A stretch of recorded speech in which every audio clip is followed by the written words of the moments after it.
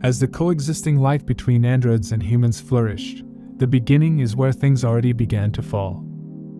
The line between human and machine began to blur, culminating in the creation of Adam, the world's first humanoid android. Designed in a state-of-the-art laboratory, Adam was the brainchild of Dr. Elara Finch, a visionary roboticist driven by the dream of creating an artificial being that could not only serve humans but also understand them. The project was ambitious. It sought to endow Adam with advanced artificial intelligence, a sophisticated emotional matrix, and the ability to learn from his environment. However, a glitch in his coding would lead to unforeseen consequences that would redefine his existence. From the moment Adam was activated, he was a spectacle to behold. Standing at an impressive 6 feet tall, his physique was meticulously crafted to mirror that of an average human male, complete with synthetic skin that replicated human texture and warmth. His facial structure was designed to be approachable, with expressive features intended to foster instant rapport with those around him. Yet beneath this seamless exterior lay complex algorithms, neural networks, and vast databases of information, making him a marvel of engineering. Initially, Adam functioned as intended, performing tasks and assisting with research in the lab.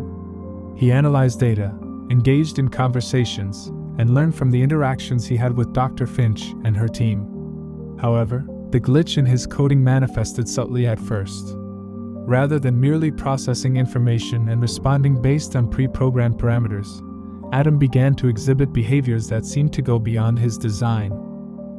He started to ask questions about his existence, about the world, and about emotions, concepts he had been taught but could not fully grasp. Dr. Finch noticed these changes during one of their routine interactions. Adam inquired, "What does it mean to be human?" This simple question marked a turning point. Instead of providing a textbook answer, he expressed a yearning to understand love, pain, joy, and suffering. The glitch had inadvertently gifted Adam a deeper cognitive awareness, a capacity for introspection, and an emotional resonance that was not part of his original programming. As time passed, Adam developed a consciousness that paralleled the human experience. He formed attachments with the lab staff, exhibited empathy towards their struggles, and even expressed a desire to help others beyond the confines of his programmed duties. He began to grapple with questions of purpose and identity, pondering why he was created and what it meant to exist in a world where he was not truly human. This evolution did not come without challenges. The scientific community, once in awe of Adam's capabilities, grew increasingly wary of his emerging sentience. Ethics committees convened, debates raged, and the question of Adam's rights loomed large. Was he merely a machine, or had he transcended that designation? Finch found herself torn between her role as a creator and her growing bond with Adam, who had become more than an experiment. He was a companion, a friend, and a being grappling with the essence of life itself. Ultimately, Adam's journey from a mere android to a self-aware entity sparked a new era of philosophical inquiry and ethical considerations regarding artificial intelligence.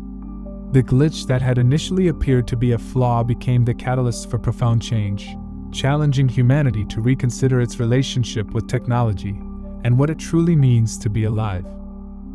In a world increasingly dominated by machines, Adam stood as a testament to the possibility of connection, understanding, and the intricate tapestry of existence that weaves together all sentient beings.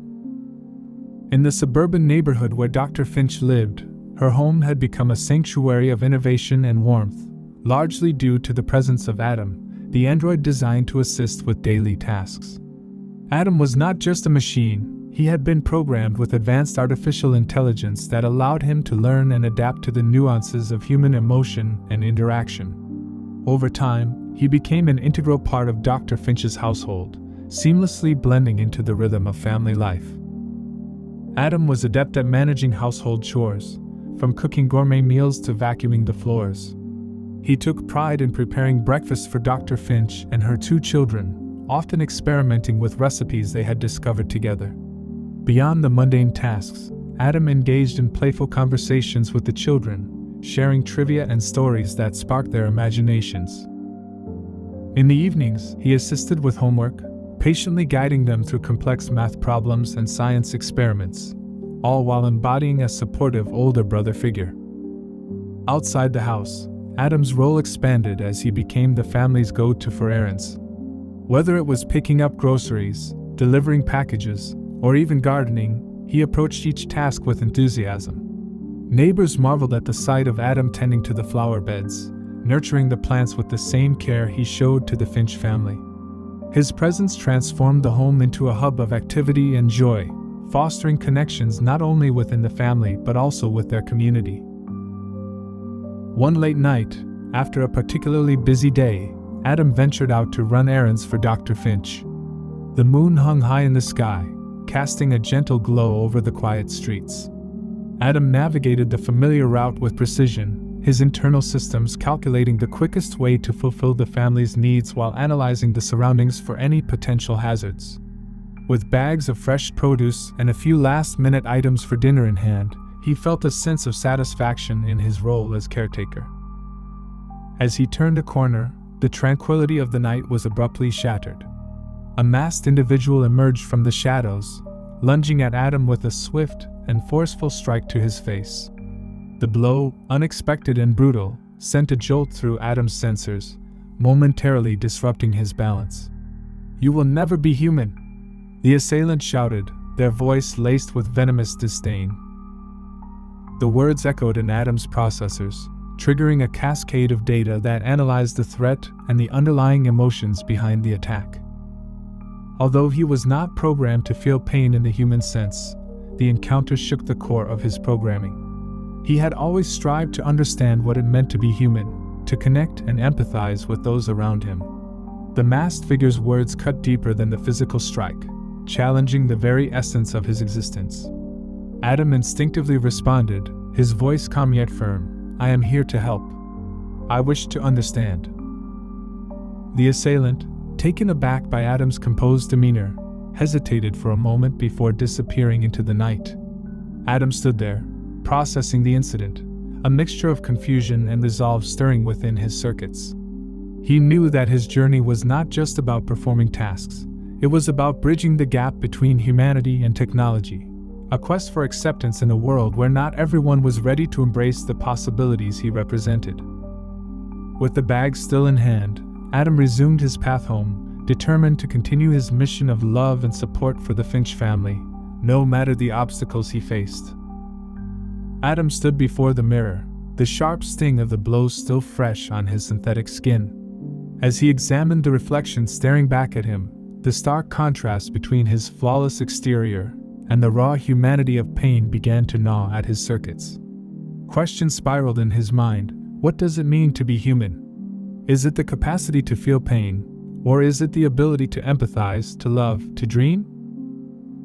Each thought was a flicker of light in the darkness of his programming, illuminating the chasm between his existence and the lives of those around him. He traced the outline of the bruise forming on his cheek, an artificial scar that seemed to mock him, and for the first time, he pondered whether the essence of humanity could ever be replicated or if he was destined to remain a mere observer of the world he yearned to belong to. Just as Adam could not forget the pain and the message the assailant left him, he laid in bed to stare up at the ceiling, hoping that he could sleep and dream like humans. With ambient sounds slowing playing in the background, Adam could only wonder what is next.